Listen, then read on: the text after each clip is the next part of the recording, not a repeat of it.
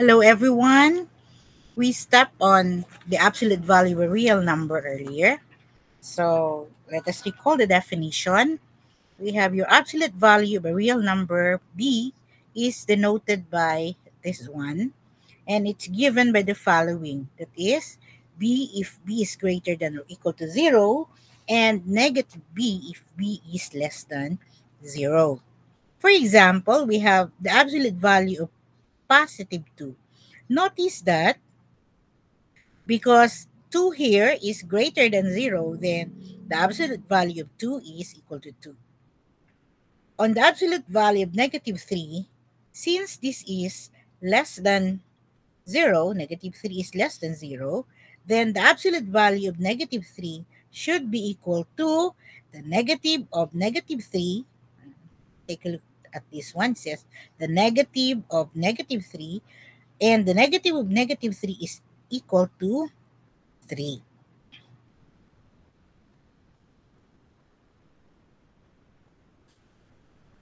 So next, we have the following. The properties of absolute value. The first property says that if you have A times B, then you can, and the absolute value of A times B can be rewritten as, you can individually take the absolute value of A and then multiply it by the absolute value of B. As for division, that is A divided by B, when you take its absolute value, it's equal to, you can take the absolute value of A first, all over the absolute value of B, as long as B is not equal to 0. Now, if you have A, B element of R, then we have what we call your triangle inequality. And your triangle inequality says that A plus B is less than or equal to, the absolute value of A plus B is less than or equal to the absolute value of A plus the absolute value of B.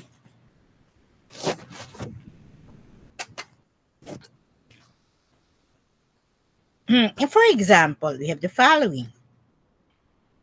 This is for multiplication. The absolute value of 2 times negative 3. You can actually take the absolute value of 2 times the absolute value of negative 3.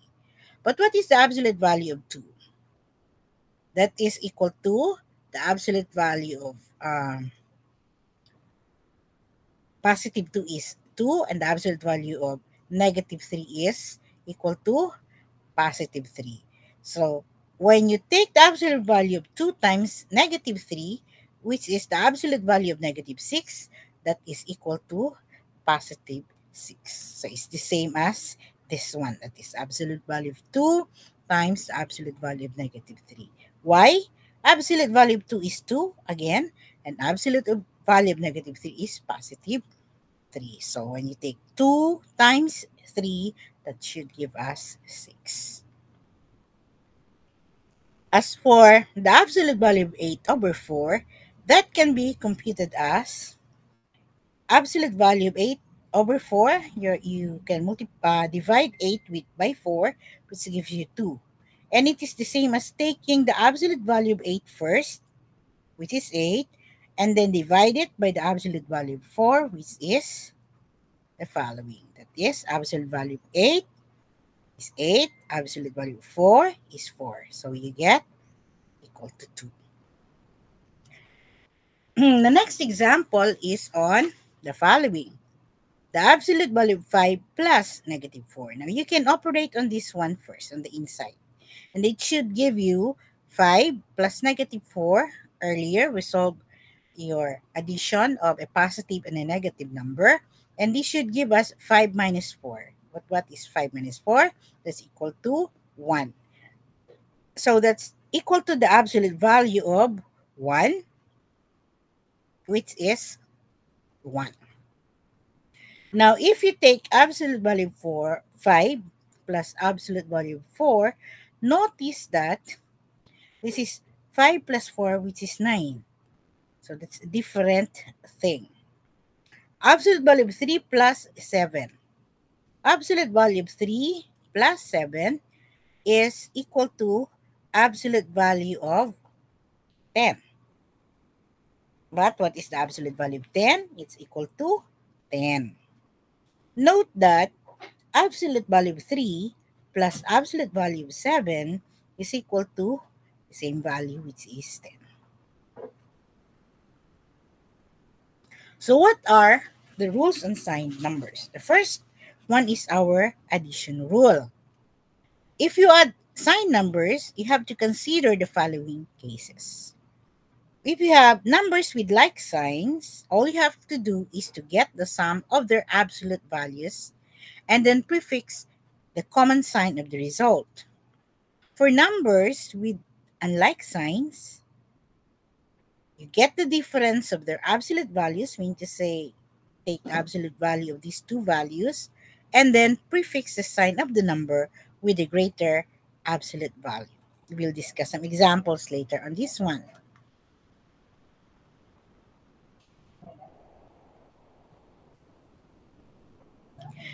That means you subtract the smaller number from the bigger number. When you say smaller, you just consider those values without its negative or positive sign from the bigger number and then copy the sign of the bigger number. So for example, we have the following. Find the sum of the following. 3 plus 5. Notice that they both have positive signs. So this should give us 8. Minus 3 plus minus 4. Notice again that they have the same sign, which is negative.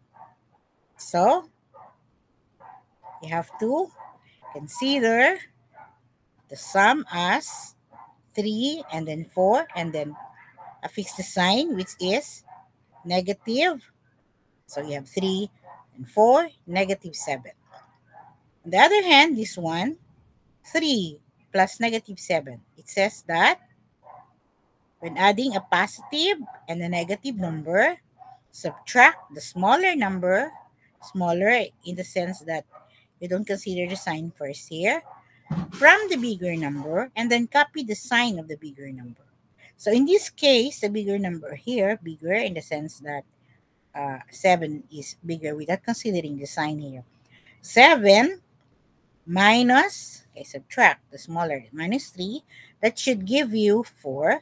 And then it says copy the sign of the bigger number. So minus 7 minus 3, that should give you 4.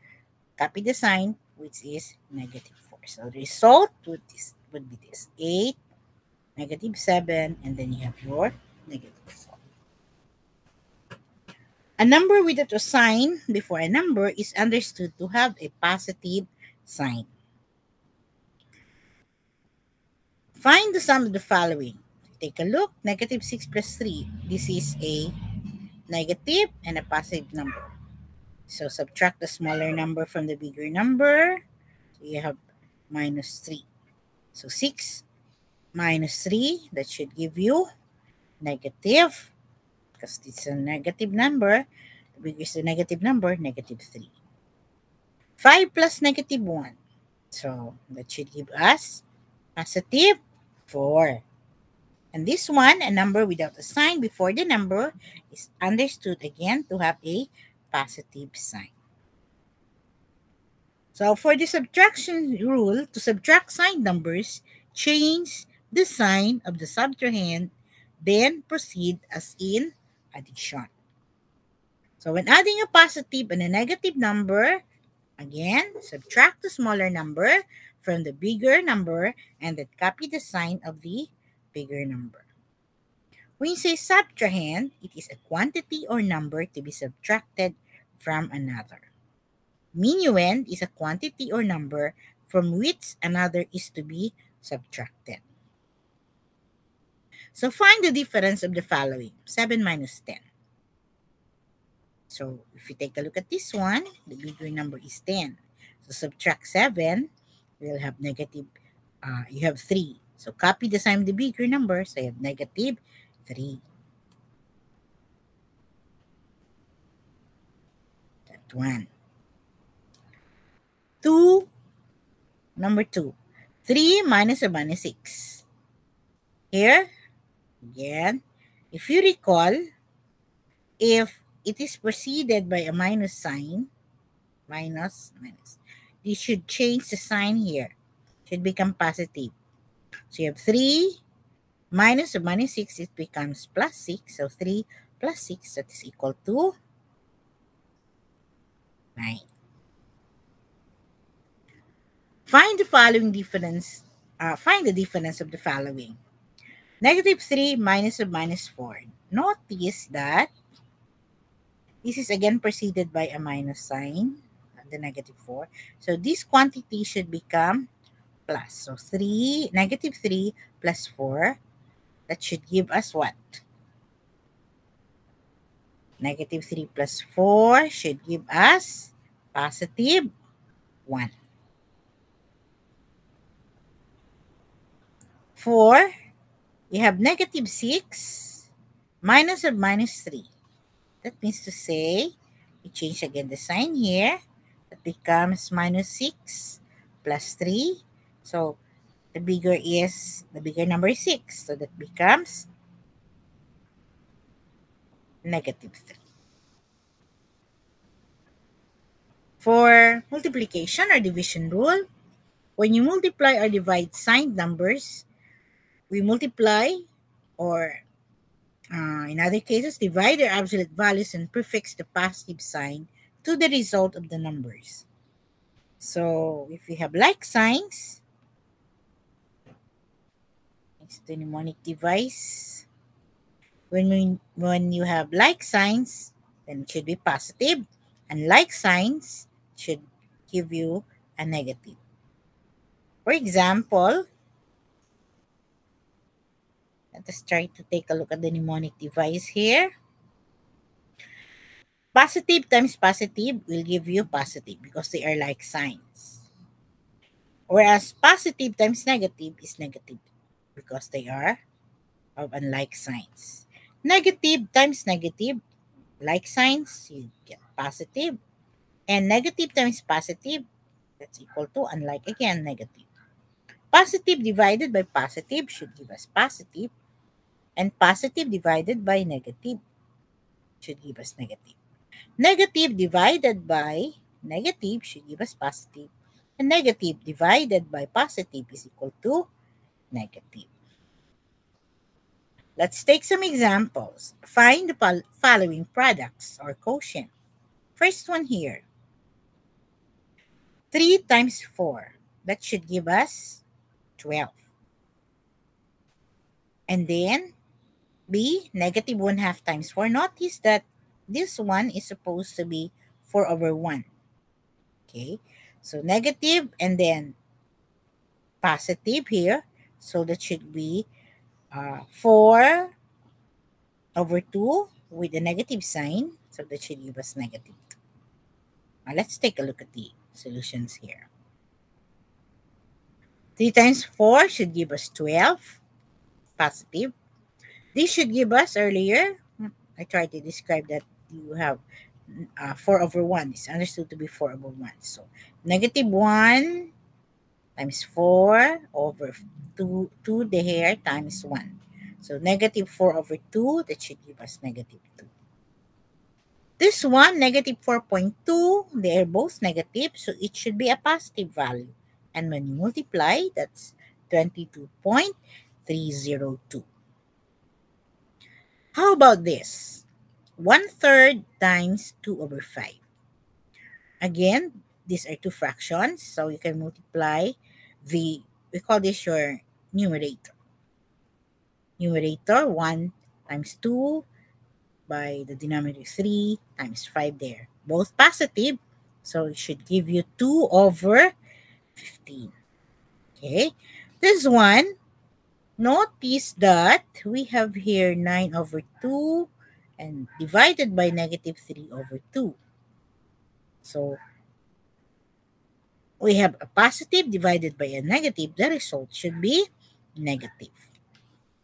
But when you say division, A over B divided by uh, C over D is the same as A over B times. Okay, Instead of C over D, you will have D over C. It's like this. Let you see. If you are not familiar, let us try to, we can just use this one. Here, you have recall. If you have A over B divided by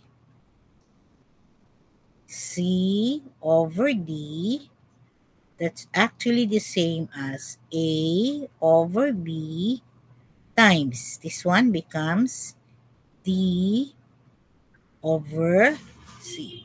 That's why here, if our A is 9, this one, and our B is 2, divided by our C this time is -3, and our D is 2.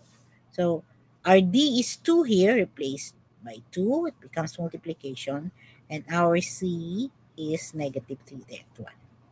So notice that this is divisible. 2 divided by 2 will give you 1. 9 divided by 3, that should give us, 9 divided by -3 should give us -3. Find the following products or quotients. 1 over 15 divided by 2 over 15. So again, just like what we did earlier, if this is our, let me just write this down. If 1 over 15 is our A over our B is 15, divided by C over D, that should give us A over B times, this one becomes, take the reciprocal, D over C. So in this case, our A is 1 and our B is 15. Then our C is supposed to be 2 and our D is 15. So we replace, instead of C over D, you should have D over C. So D is, again, 15 and C is 2. Again, 15 divided by 15 should give us 1. So it cancels out there. But we still have 1. Okay? So 1 and then over 15 times 15 over 2 should give us 1/2. Should give us 1/2. Okay? These are the references. College algebra, trigonometry. So this was encoded before by a BS Math student under my supervision. Okay, let me just end this clip now. Okay, let's just discard the annotations there. And we have fun. Let me take a look at this. So we stop recording. Stop recording.